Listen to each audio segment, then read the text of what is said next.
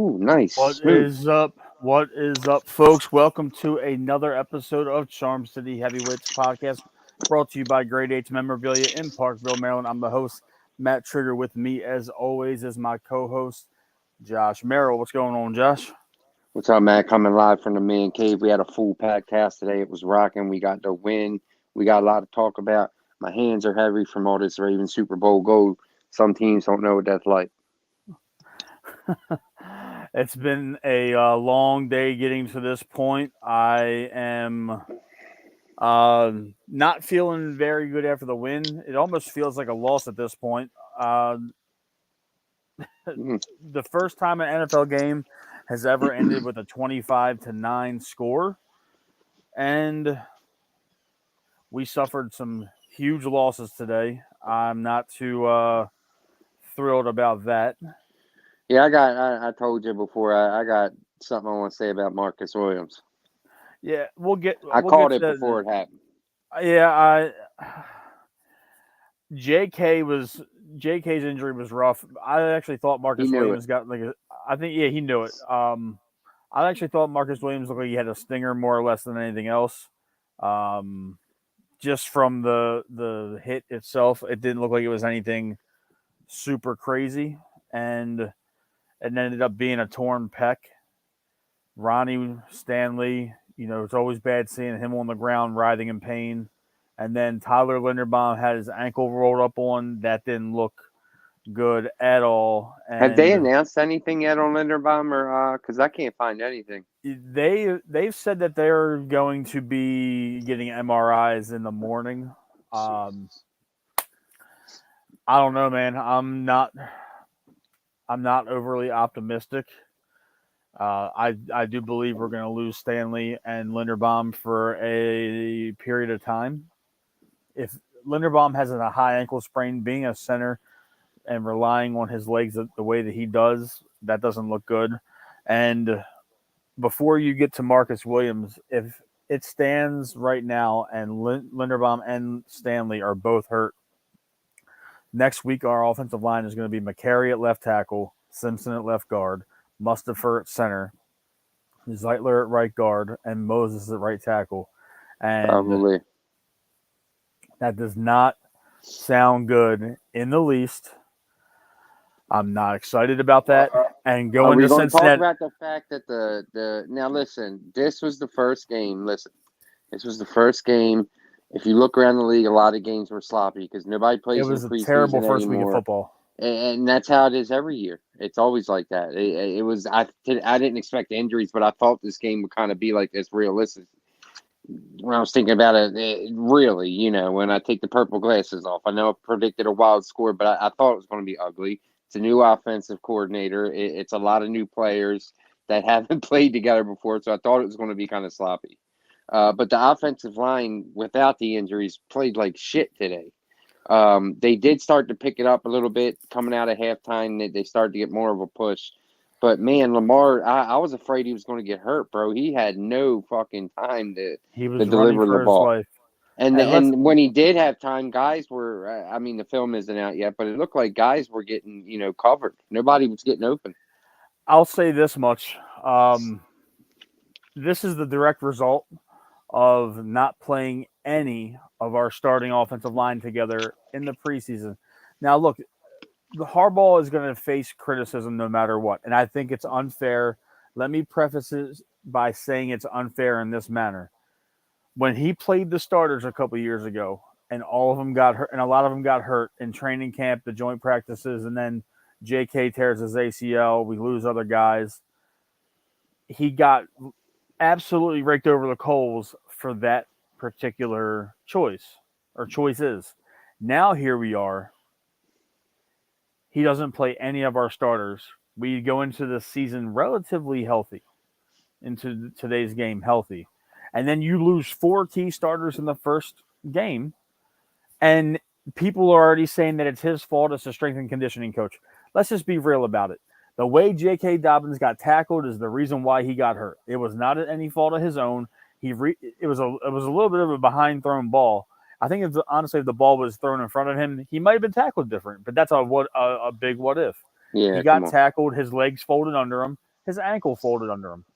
Then Marcus Williams tore his pec on a hit where it looks like any other normal football hit, and shit happens. Ronnie Stanley and Tyler Linderbaum both suffered injuries when they weren't they weren't injuries head on. They were rolled up from behind, and that is a common occurrence amongst offensive linemen in the NFL throughout the history of the game. So you can't blame Harbaugh or the strength and conditioning staff for these particular set of issues. And I saw it already on social media today how we got to fire the strength and conditioning coaches. It's Harbaugh's fault. You can't blame the head coach because he did exactly what everybody's been asking, and that's not playing these guys. But today was a preseason game. Even though it was week 1 of the NFL regular season, it was a preseason game.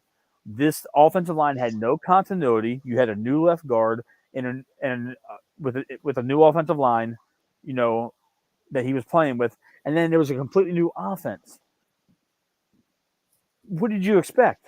We weren't going to go out there and do what Lamar did 4 years ago and put up 60 points on these guys. No, and the Texans have a decent defense. Like, no one expect. I thought it was going to be sloppy. I thought, we would start off sloppy and then probably pull away in the second half at some point. But I want to get back into the Marcus Williams injury. I called that a few snaps before, man. Look, I'm not saying he wasn't. You shouldn't play physical, but a lot of people are probably aren't going to like what I'm going to say because I thought he was playing kind of reckless, man. There was 3 hits in a row where he didn't need the thump and he thumped it. It was like he was going too hard almost, and you could see it coming, and then boom, he's out. I seen it coming. I looked at my dad and my brother. I was like, he's going to get hurt because he was just flying and throwing his body when it wasn't always necessary. And to me, there's a difference between playing physical and hard and playing reckless. To me, that kind of falls in the reckless category when you're just throwing your body for no fucking reason. Yeah, and the thing is, he was playing with reckless abandon. I agree with you.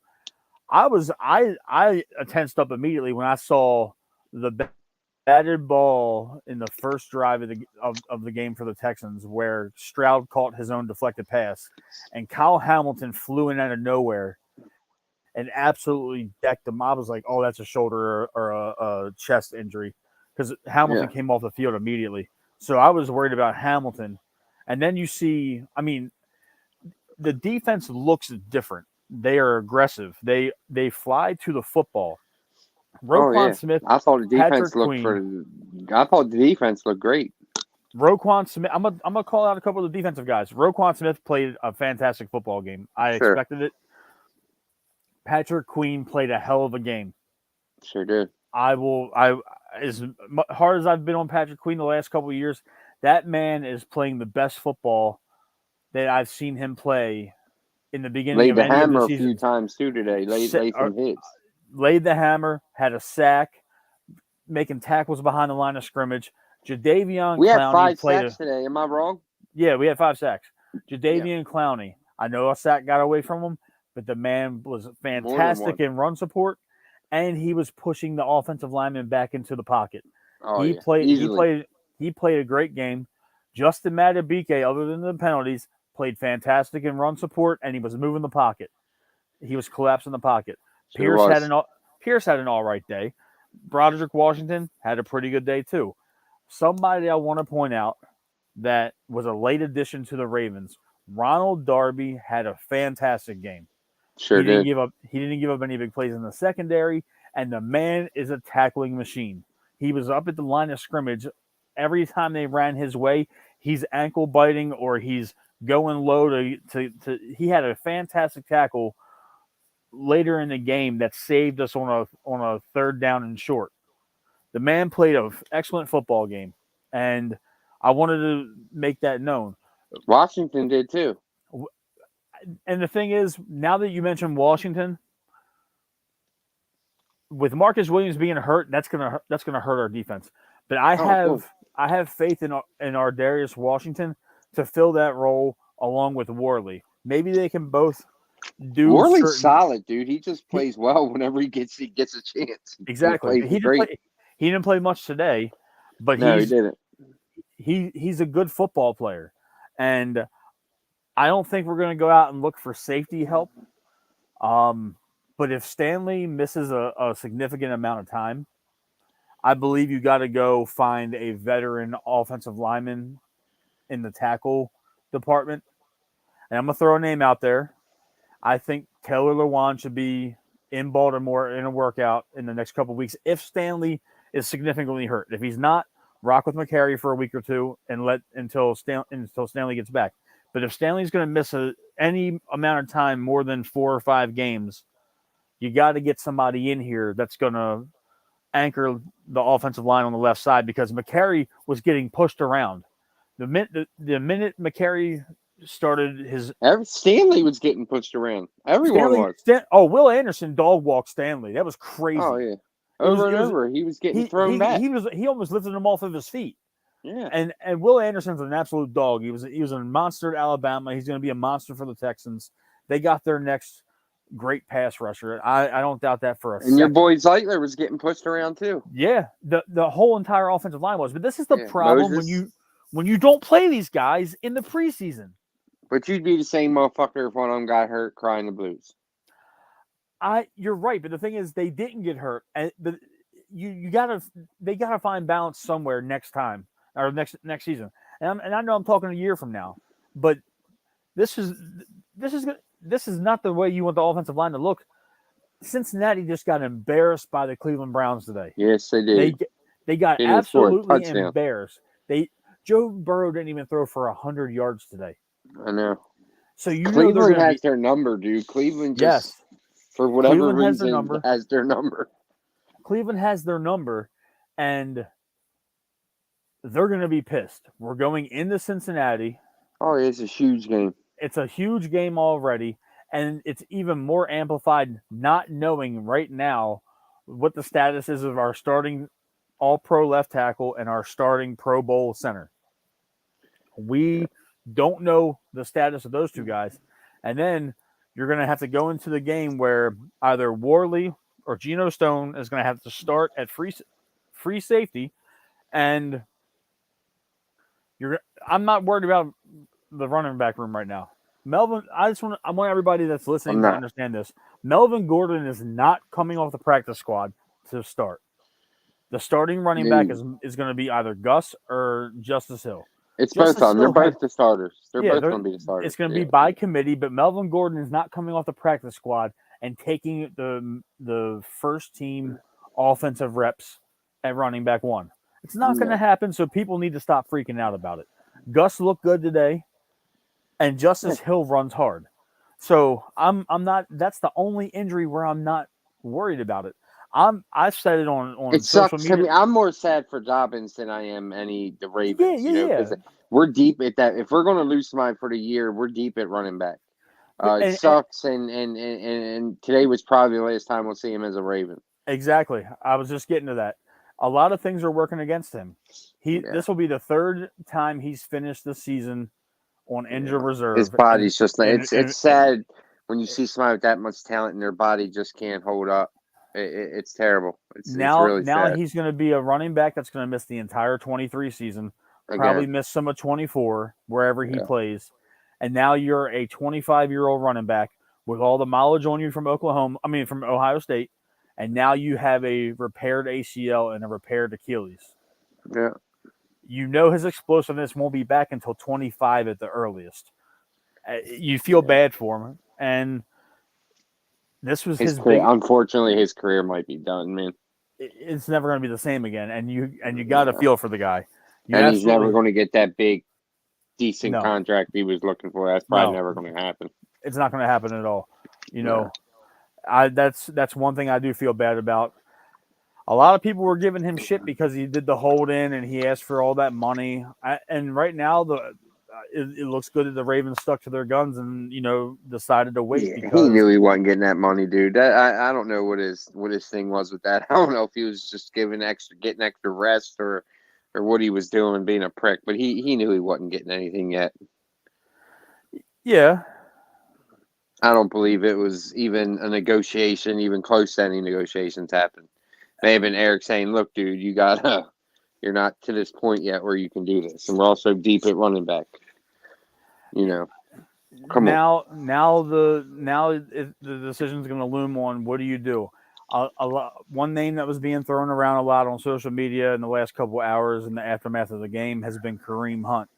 But let's just Eh, be I'm I'm gonna be real about it. It's a name, but I don't see him even getting into the building because if you're gonna let Kareem Hunt in here, the entire thing that you did with Ray Rice and the way you completely shut him out of the organization after you released him and didn't acknowledge him until last year is all for nothing. So all of Kareem Hunt's off the field problems, whether they're minor, whether they're major, whether they're in the past, Kareem Hunt's not going to be a Baltimore Raven, nah. even though he probably fits this offense very well, and he probably has something to offer. He's not going to be a Raven. So let's just get that out of the way right now. I would be shocked if the organization went in that direction in particular. Now, do I think that we're going to keep Gordon on the roster until Keaton Mitchell's ready to go? Absolutely, because once the rookie's ready to go, then you got a formidable backfield again because Mitchell shows more explosiveness than any other running back we have, even Justice Hill. So I think that we can steady the blow of that particular injury Oh because yeah, like I said, we're fine at running. We're deep at running back. the It's two more sad for Dobbins than it is us. it is. You're right. It's more sad for. I think I go ahead. no. Go ahead. I'm sorry. I just want to get into some good things we saw today from the offense. I thought Lamar hit some great deep balls today. He hit Odell on a beautiful deep ball. Yes. Zay Flowers, I'm sorry, man. I know it's only been one game, but if he's anything like he looks, he's going to be the first receiver we drafted that's a legit number one dude. He is. He's like my dad said it today. He's like Lamar as a receiver. He doesn't get hit square. He did get his helmet pulled off today. But he doesn't get hit square because he's so shifty and fast. And he's solid. He's little, but he's not little. You know what I mean? He's going to be a problem for opposing defenses. Yeah. And Odell, once he got that first catch out of the way, and they gave him a He had standing the ovation. stadium rocking, and then He had Lamar the state. fumbled it. But He did have the stadium rocking. I think that once he gets more comfortable in the offense, I oh, think it's of going to course, be. yeah. It was He definitely drew. obvious that Listen, he had two balls. One was a deep ball that Lamar threw a dime. By the way, a fucking dime. yeah, And the other, and he got a couple PI calls. So yeah, shit, that's a good game for him. it is a good game. Yeah, I think that was the perfect way to reintroduce him back to meaningful football. I like the fact that he drew two pass interference penalties. He's a veteran receiver. He knows how to do it, and he angled his body right both times to How draw the nice flag. today, Matt Trigger, was it to see guys? And I know the line played like shit, but still, how nice was it to see guys like spread out? The receivers, they were like spread out. Like you seen guys up here on the replays, and guys down here, and guys like everybody wasn't in on the 20-yard line, or everybody wasn't in the middle. Like everybody That was everywhere that was nice, and I'm gonna tell you what was nicer: seeing Lamar walk along the line of scrimmage and and make change changes plays. Oh yeah, it was very nice. and call out audibles or hot routes, whatever he was doing. He wasn't just doing it from pistol or shotgun. He was walking along the offensive line early in the game and making adjustments. Zay I love Flowers that. Zay Flowers had an absolute fantastic game. I think when the offensive line gets themselves together, whenever that may be, Gus Edwards was finding space without blocking. Today was the perfect game for Gus, and unfortunately, today wasn't the kind of game where Dobbins succeeds. Today was the kind of game where their defense was playing so tough and giving us such a fit in the trenches. Gus was the perfect kind of back because he can just hit the hole. He Yeah, but there doesn't wasn't any dance holes and to try hit. to shift. I know, but the littlest holes, Gus was getting little gains, little pops in there. Is what I'm saying. A lot of the dancing wasn't a good style of running back today. But Gus Uh, hit some holes, man, and he turned little holes into holes a few times. yeah, and I'll say this: Fuck out of here. um, Andrew's presence was missed today because they didn't It respect the definitely tight was. ends. They didn't respect the tight ends at all. I Like expected likely to have and Kohler. And Kohler dropped the ball right in his fucking hands. he dropped the ball and then he whiffed on a couple blocks in the run game, which was He did. just it was absolutely crazy. I'm like, dude, this is the opportunity for you guys to get meaningful snaps. All I think today, Andrews could have played today. I just think they realized we could win without him. well, also with the impending weather, they didn't know if it was going to rain during the game or before the game. So the rain held off until the game was over for the most part. But this was a game where we didn't need him. Now, if this is week one and you got Pittsburgh or Cincinnati or San Francisco or the Buffalo Bills come into town or the Kansas City Chiefs, somebody of that nature, yeah, Andrews is suiting up. But this was a game that I'd rather have Andrews healthy for the next few weeks to get himself together as opposed to going out there on a so-so knee, because the way injuries were happening today, the last thing you need is Andrews to get hurt. Oh So no, yeah, that's. It was just crazy seeing Linderbaum get hurt. He's just one of them guys you think's never going to get hurt, and yeah, uh, and and that's one of the ugly things that can happen to O linemen, man, when they get bent back like that. yes, And it was sad to see. I hope he's all right. I hope it's just something minor, and he'll be fine.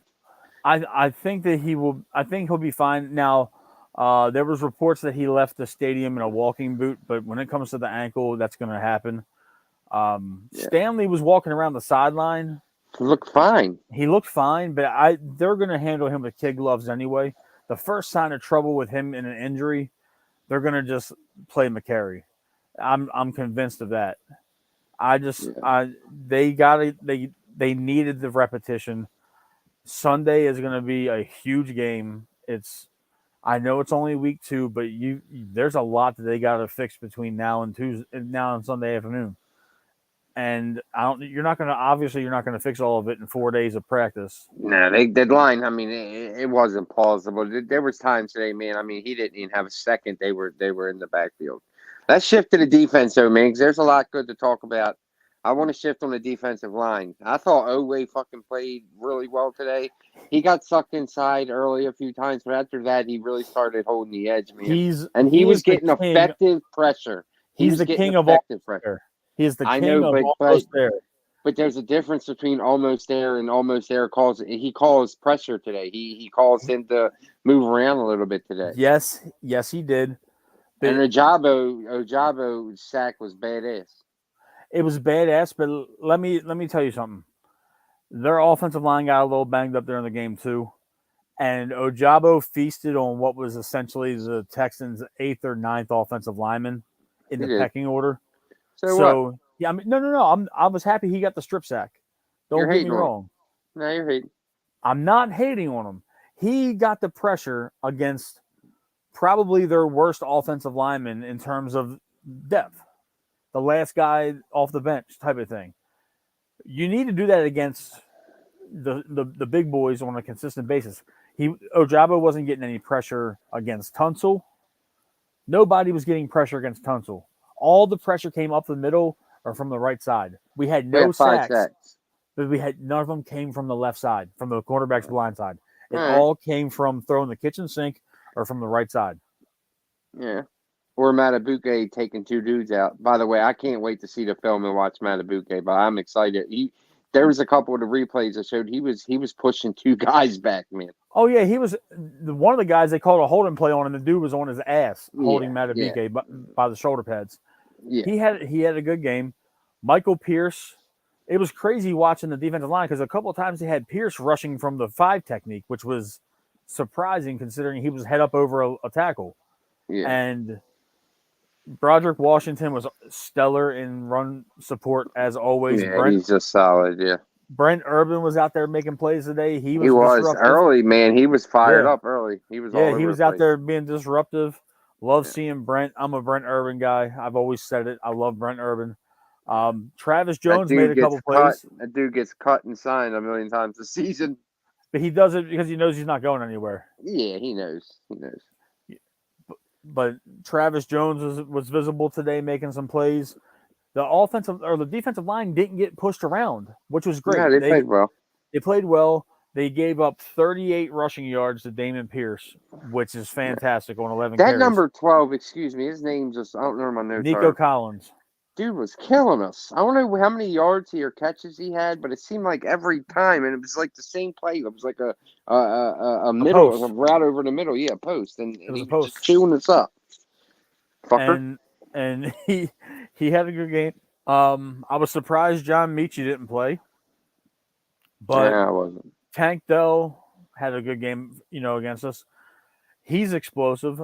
I wanted to say something else about the special teams. I know Jordan Stout is absolutely killing it right now. Justin Tucker's, we know that we really have to ever worry about Tucker, but Jordan Stout's first punt was almost 70 yards. And the dude was fantastic in, moving the ball for the, spot of possession. And it was fantastic to see the special teams is playing well too. And it was awesome watching special teams, dude. I noticed something today. Well, I've noticed it before, but if anybody out there watching, pay attention next Ravens game. Wallace on every kickoff, punt, whatever, is the first man to the guy receiving the ball on the kick or a punt. He is every single time it's Wallace. Yeah. I Which was, is I like was, real, and Wallace is going to have. Let me tell you something. I don't know how good his, it'll be as a wideout. He did get some wideout offensive snaps today. it was Yeah, later in the game though when it we was had like the, later in the game. yeah, But he did get in there. But listen, the point I'm trying to make is, if that doesn't work out, he's going to play for a very long time in this league because he can play special teams at this level very well. And guys like that, look at Anthony Levine. He stuck around for like 13, 14 years Matt on Slater little on the $1-2 Patriots. million contracts. That shit adds up, man. Yeah, Matt Slater on the Patriots. He was a wide receiver by position, but he was like the best gunner in football. The dude Justin Bethel we had for a couple years, he's still hanging around. Yeah. Delshon Phillips is still hanging around. These Teams guys, always need a spot. Always leave that spot open for a guy like that because yeah, it helps in the game. it does, and I'm happy with the way everything turned out, and we played a stellar special teams. I think that the running into the punter call was a little bit The more of refs a today, oh God, man, let me not forget that. The refs today were absolutely flag happy. I don't know how many penalties were in this game. All of them were on the Ravens, it seemed like. But the refs today were flag happy as a motherfucker. I hope it is just this crew and this is not a sign of things to come from the entire league. Because Jesus, man, every fucking play was a penalty. Every snap, it seemed like they're yeah. throwing yellow. Yeah, they were definitely a little happy throwing the flags. I Yeah. will Like, give what are you them that. flags hot, burning your ass or something? You guys are, your ass is burning. You're trying to throw the sock. Like, Jesus, let the guys play. Yeah, it was a lot of pass interference calls today, a lot of holding calls. Um, Put it this way: if without all those flags, this game is probably 40-6. It should have been a blowout. I was It I was was never expect out of reach. It was never in doubt. No matter what the score was, we controlled the game. I no, I agree with you. I'm under the impression that we were going to win handily. I just didn't think that it was going to be. I thought we were at least going to get into the 30s. I want to talk about Lamar Jackson a little bit more. Um, I know that you made a comment earlier that you said that he played a good game. He did. For all the pressure that he had, he played a good game. His carelessness running with the ball in the open field. If I'm John Harbaugh, his ass should never be holding the ball, palming it like a basketball, and running downfield where all any half halfway decent defender can punch the ball out of his hand like it did. Kevin Zeitler made a hell of a heads up play running downfield, chasing his quarterback because he jumped right on that ball. That could have been a huge momentum swing in the favor of Houston. He's got to protect the football. He had a couple plays where he was running open field where the defender tackling him is these guys are clamping down the inside of his elbows and trying to get him to drop this ball. His ball security in the open field needs to improve if we're going to if he's going to run in that manner. I'm not. I know it sounds like I'm nitpicking, Josh. I'm not saying you're nitpicking, but I didn't say he had a good game. I said he had a good game as far as outside throws. He threw some dimes. Yeah, he threw the outside well. He was rusty, dude. He hasn't played since fucking December last year. And when it comes to his wide receivers, on the one scramble that Lamar had in the second quarter, where Rashad Bateman came back to the football and made a catch, and the fact that we have wide receivers now that are going up for the ball, they're creating space. It was nice to see Odell, Zay, and Bateman all involved, even if the catches weren't long throws. I think the longest completion that he had was to Odell Beckham Jr. Yeah. Listen, man, this was all rough. The Texans defense is decent. You know, it's a lot of rust. Once these guys get this system, you know, really understand what Monken's trying to do, and it's only going to get better as the season goes. It is. I agree with you. I just want them to clean. They're naturally going to have to clean everything up because this was their preseason essentially. Oh, it was their get it going game. And now next week starts the real test. It's a division game on the road. Division games are super important. We got to get a win. We cannot continue to lose to the Bengals. I know we beat them last year. I know we should have beat them in the fucking playoffs and should have beat them the week before, but we got to beat them. It can't be a shoulda. We got to win this week. Yes, we need to win this week. Call me, John. I'll fucking play center for you, man. I'm worried more about Linderbaum than I am about Stanley, even though Stanley's like the glue to the O line. I'm worried about him too. Linderbaum is going to be the one that I worry about because the way they were getting pressure up the middle, even though Linderbaum didn't give up a sack, he's still better than anything else that we can bring up from the practice squad or off the street at center.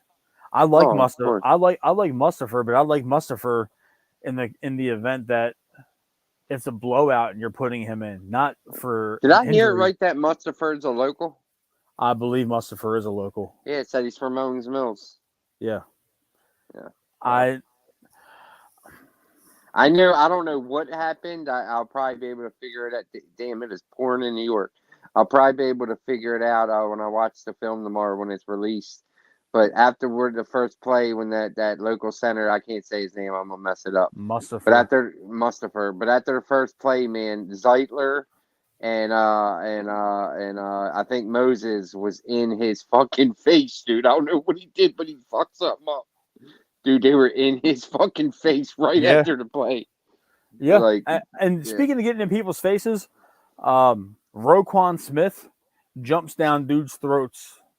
Yes, he does. When they make errors, especially when they make errors after it looks like he corrected them. He was all over the field today. He was all over the field. I didn't like how the defense, how McDonald was leaving the middle of the field wide open.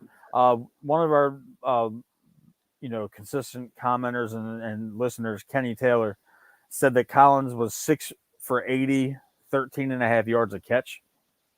Right. I believe two out of his 6 catches were big first down conversions. Dude was chopping us up. He was. And so was Robert Woods. Robert Woods had a great game too. Woods was too. He sure was. And that makes me worried because those guys in the world of wide receivers, those guys are just your run of the mill guys. Yeah. Next week we're seeing the fucking big dogs of wide receivers in the AFC. Yeah. And that worries the shit out of me. I think Burrow is still banged up. So that has a little bit to do with it. I'm worried that, Stevens didn't look good today.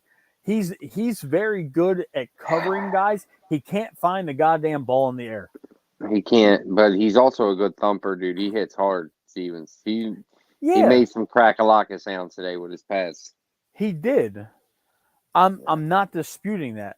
But as a cornerback, if you're running with your back to the ball, you instinctually you should be able to somewhat find the ball in the air based on your coverage, based on your on repetition. You should be looking for the ball after a couple of seconds. I agree. I He's also still new to the position, man. He's been playing position a few years now. You know what? I'm not going to buy that. You're a fucking NFL cornerback. Yeah. I don't care if you've been playing the position for 5 years, 10 years, 15 years. I understand that, but he's going to make mistakes. I understand you're going to make mistakes, but he is consistently not finding the ball in the air. He missed probably 2 interceptions today. Oh, yeah, I don't think he should be on the field. I think, listen, I'm not a fan of his. I think he should be your fourth corner, at best. Maybe a guy you put in the nickel once in a while. I don't like him on the field as much as he is. He gives up too many big plays. Yeah. Rock Ya-Sin had a pretty good day because you didn't hear his name very much. Yeah, he played well. He played well. Darby played a fantastic football game. When Marlon comes back, and if he's somewhat the Marlon that we know he can be, I'm okay with the cornerback group because then Stevens goes to the dime back, and I'm okay with that. Yeah. Or if he's a thumper, you can move Stevens back to free safety, and let him play. Let him play next to Kyle Hamilton, because if he's going to be a straight downhill kind of guy, and he's better at playing facing the football, okay, do it. But do it quick. Yeah. I agree with that. Because now you can see what you got with these cornerbacks that we got. I know Pepe's hurt. I know Jalen Armour-Davis is still super inexperienced. But I liked what I saw today out of the cornerbacks. I know that we gave up 250 passing yards, but those dudes didn't give up the big play. They didn't. Everything was over the middle. Everything was over the middle. It was over the middle, but they also didn't let anybody get over the top. They did a fantastic job using the sideline as their friend. They played hash mark to sideline in a fantastic manner. Absolutely. The middle of the field was just left open. Yeah. You got to give in somewhere, and I'm not going to say that they need to be perfect 100% of the time because that's an insane expectation. I'm just happy that they did what they were supposed to do to a rookie quarterback with a young team. Yeah. They handled business. They didn't give up any touchdowns. They were stout on the defensive front. Everybody played exceptionally well. I was happy with it. Owe, I'll say this. I know that you like Owe. I don't know why you like Owe. You give Owe a lot more leeway than most people do. Well, he played well, I thought, man. He played well. But this is what, year 4 for him? Yeah. Or 3? Is it year 3 or year 4? It's year 3. I think he needs to tighten up on getting sucked inside. And the thing is, this particular season, he has a spot to play for the simple fact that now Jadeveon Clowney is a starting member of this football team. Tyus Bowser will be back soon. So you have 2 veteran linebackers you're now going to be competing for with snaps. And if Bowser and Clowney can do what you do better than you're not going to see the field a whole lot. Yeah, I mean, the Ravens showed him that last year. His snaps went down to like 30% from like 90-some%. So, I thought he played well. I thought he hustled. He was just missing like he always does. But this time it was more him, collapsing and causing duress. So I can live with that. I can live with that. But the thing is, Clowney did exactly what we wanted him to do in terms of expectation. We talked about it on Thursday night with the Texans guys who were cool as shit, by the way. Yeah, they were.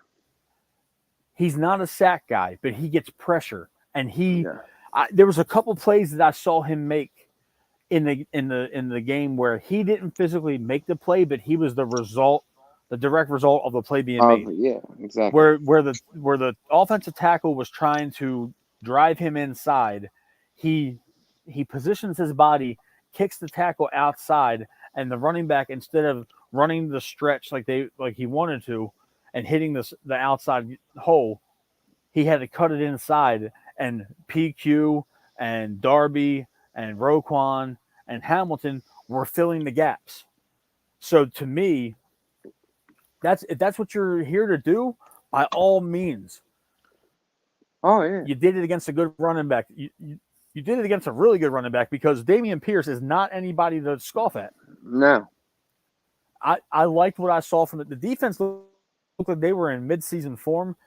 I don't have a whole lot to complain about with them guys. The offense gave me a little bit of concern, but then I'm The also, offensive line. The offensive line was really besides the outside of the injuries, that for me anyway, the biggest concern for me when I thought it was going to be the secondary, and which I am. There's a big injury there with Marcus Williams, but the offensive line just played like shit. And I'm just praying to God it was they just need Rust. to play together more, and Russ. Yeah. And I know now we're facing adding two more pieces into an already rusty line, which is scary heading up to Cincinnati. But I gotta believe we'll figure it out. And right now, I'm just going to hope and pray that their injuries are nothing serious, and they're going to be all right. Yeah, honestly, if we're gonna lose Stanley and Linderbaum, I'd rather lose them early than late. Yeah, because now we got time to fix it. We got time to fix it, and with the backup offensive lineman we got, now hear me out. I know Fa'alele is not a left tackle. He is way too big and not athletic enough to be a left tackle right now. Morgan Moses has experience at it, but he's already told the coaches last year when it happened that he has no intention of playing left tackle. Yeah, you don't want to. So at this point, you got to run with McCary. But if you're going to efficiently use your best 5 offensive linemen that are healthy right now, you kick Moses over to the left side. You let McCary play center, and you put Falele at right tackle just for the time being. I mean, Morgan Moses wanting to play right tackle specifically, I understand. He's a veteran. He's got 10 years in the game. He should be able to do what he needs to do and what he wants to do in terms of position. But this is a somewhat of a dire situation.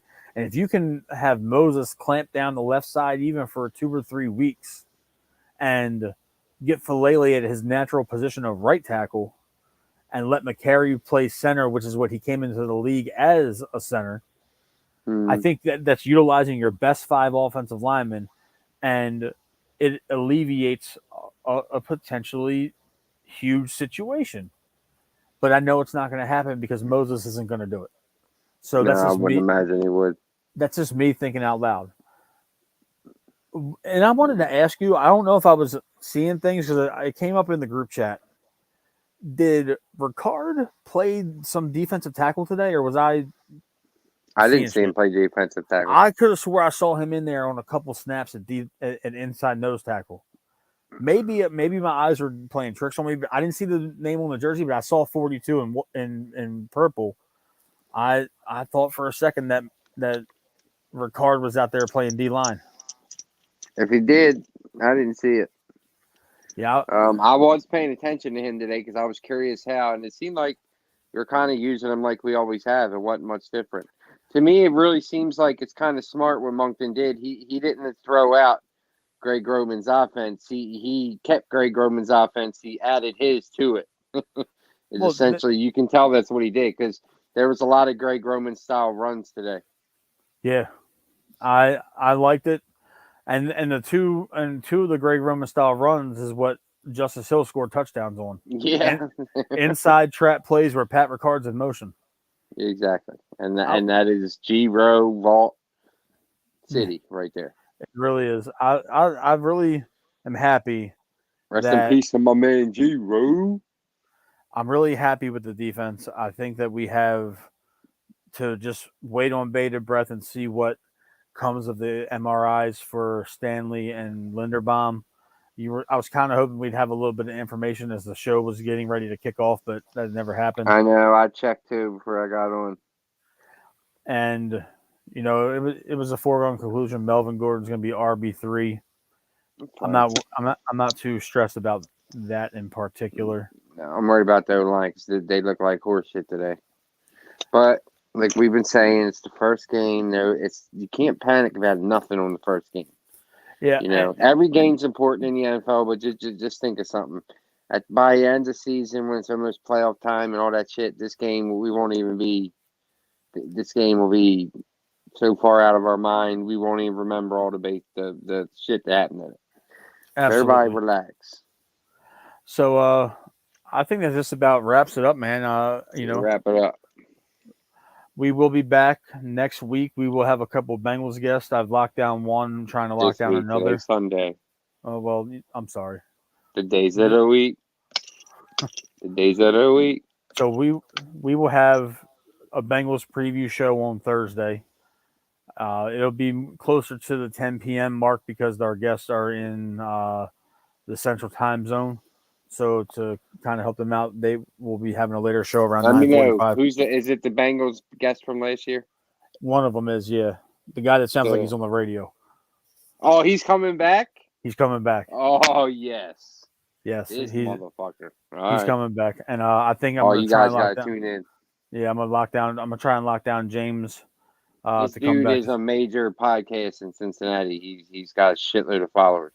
Yes. So we'll be back this coming Thursday for a preview show. We might pop in earlier in the week for an Orioles show. So you don't know nothing about these. You're shit talking already after the fiasco from today. But close it down, Josh. Shut the show down. Let's get. I don't know what about today was a fiasco. We got the win and we won handedly. The injury fiasco. Injuries are going to happen, dude. We're going to be all right. We don't even know what with Linderbaum and Stanley's injury is. We're over speculating and panicking. I think one's probably going to be all right, and another one's probably going to be a long-term injury. If that's the case, I don't know which one is more important. And they're both important. But look, man, the Ravens got the win today. Now it's Bengals week.